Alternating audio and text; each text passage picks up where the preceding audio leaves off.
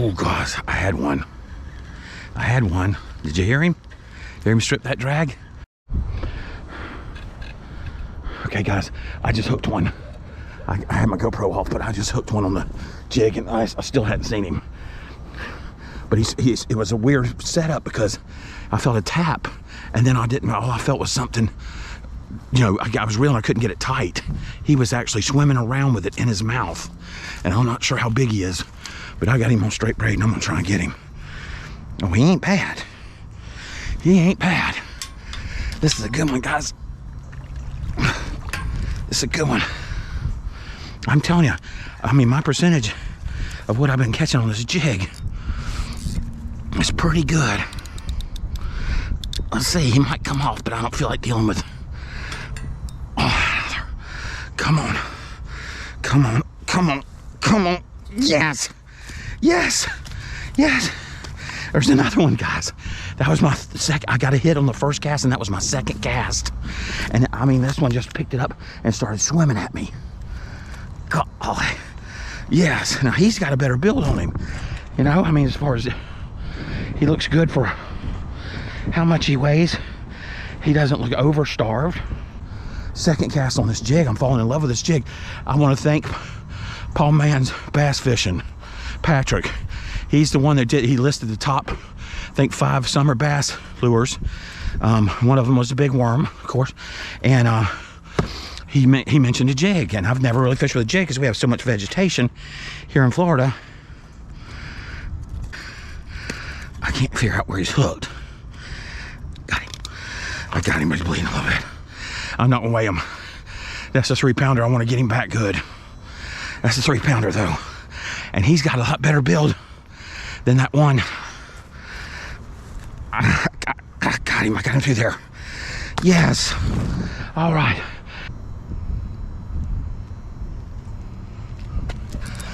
I did it again. I did it again. I did it again. I did it again. Oh, it got off. Just see.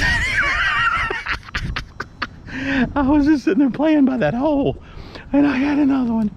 But when I started reeling, I had him up. I thought he was down there in the water.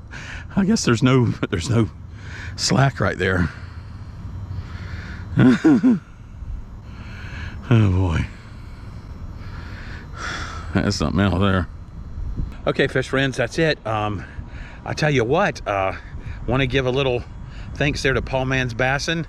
He did a top 5 best lures of the summer, I think it was. You can go check out that video.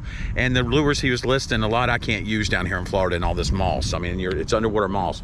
The Zumo Monster, of course, you know, you can use that one anywhere. And I got that nice one 2 weeks ago here with that gigantic mouth and that little body. And I just started using a jig.